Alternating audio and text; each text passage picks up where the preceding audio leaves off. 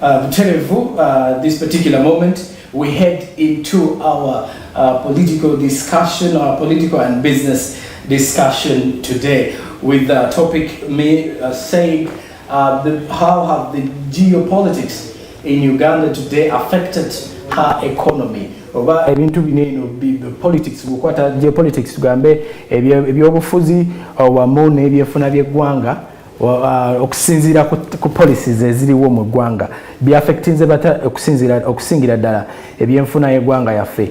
And in studio with me ndino omwami politician, business analyst, ngera yaliko former Lord Mayor mu just concluded Kampala 2021 elections waneno mu ggwanga kamulu kusa yeyanjule then tugende maaso sanso okulaba sebo n'okukutyazaako wano ku Smart 24.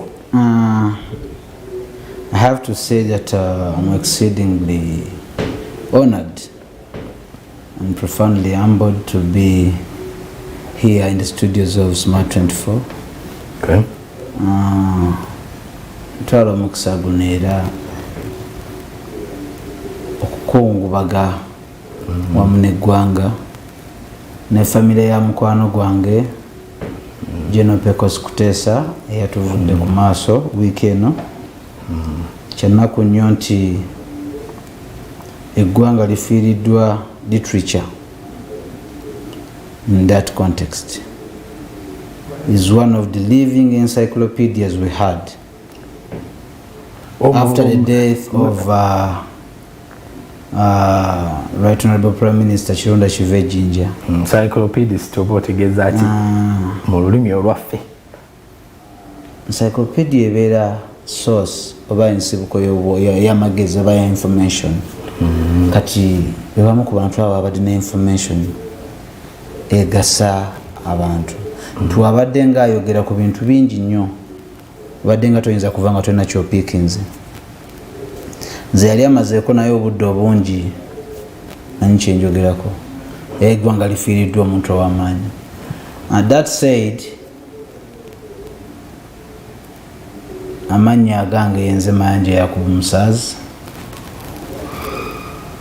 who fronts himself as a policy expert and also a market research consultant, a politician to that.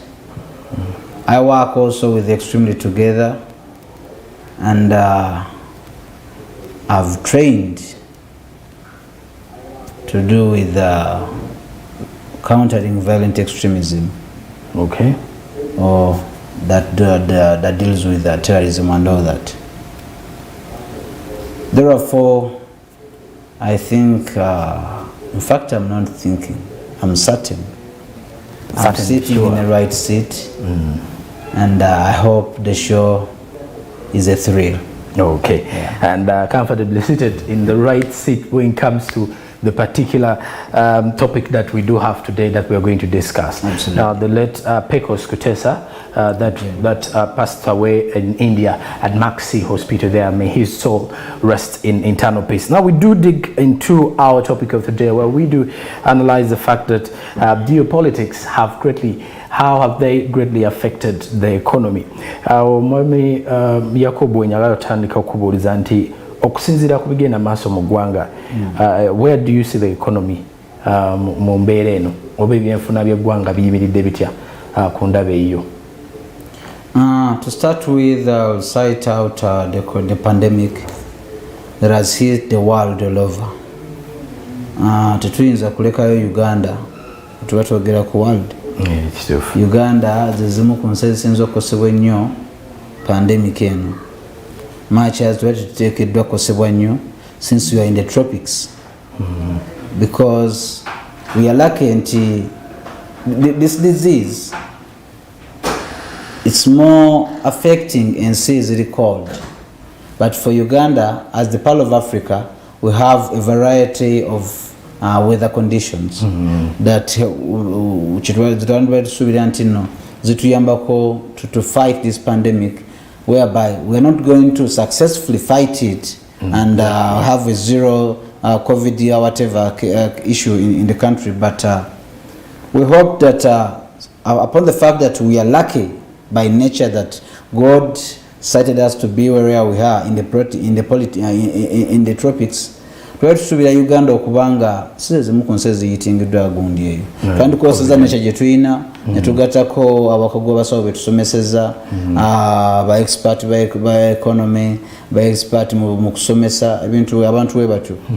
Experts should be at the front of tackling the economy, but we are having a situation where one person who is just a health officer or a doctor alowoleza ensi yonna omnibus, which is wrong. In such a crisis, the country should be run by experts abajja ku table. Mr. Museveni twali tumusubira okubanga ayita abakugu mu nsonga ez'enjawulo ezibeera affected with the economy babeeko kyebakola ki kyebamugattako, not getting one ideas from one person Musenero. Dr. Musenero can't think for a country of 40 million plus for all these days. No wonder the reasons that took us into the second wave, they are the reasons that might take us into the third wave, as she said that we are yet to have it. Oh yes, exactly, because she's warning for a third wave. Absolutely. And a fourth wave as well. So I feel sorry for my country when I see that we have been in the lockdown for the past 42 days, and you ask them what has happened, up to then, there's nothing. The reasons that took us into the second lockdown, they might take us into the third lockdown. Which reasons? We hadn't prepared after the first lockdown. We had to prepare, we had to use it and prepare to prevent the second wave. You understand? And actually we were very reluctant. Absolutely. When it comes to that. And if we had to go into the second wave, we had to be prepared to fight it maybe within 14 days, not 42 days. Because we are just recovering from a sorry economy.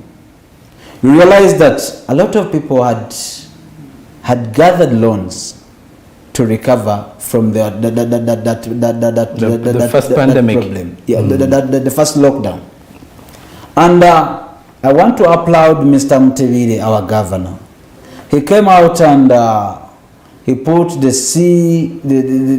CBR at 6%, the central bank rate at which we do get loans and all that for the commercial banks.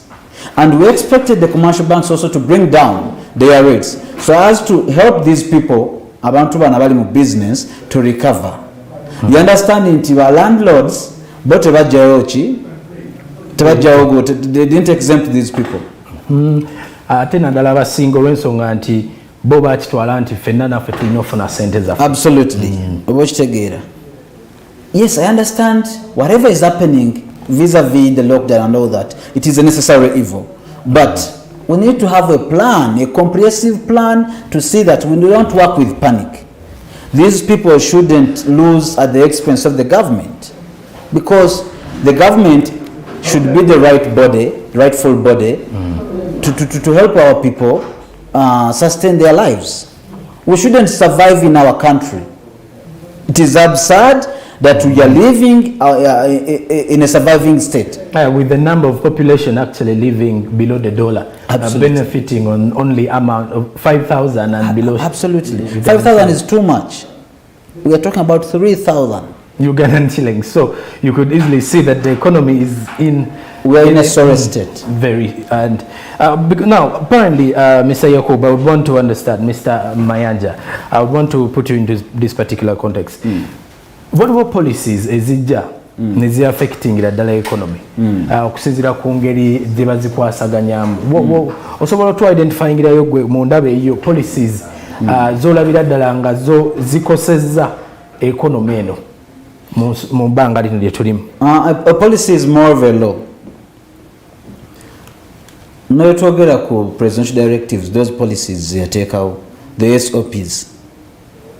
They are not very well guided, they are not very well informed to tackle the situation at hand, and also make sure we don't lose the economy. Watch together.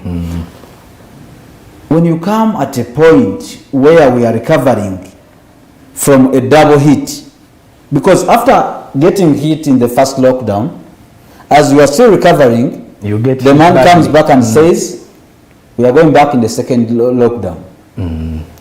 42 days. So that means we got cut in the wound.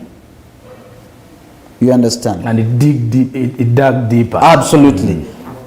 That said, you can't come and tell us that then we are going to operate with e-commerce. Then you bring, you slap Ugandans with these taxes, abnormal taxes of 12% on airtime and data. You understand? Really, 12% on my data. Yet you have also another rate that you do deduct from the airtime. Because this 12% is on data. Yes, exactly. Data alone. Data alone. There is that on airtime. You understand? We have abnormal taxes. I don't know how they are termed, on electricity. We are Ugandans. You understand?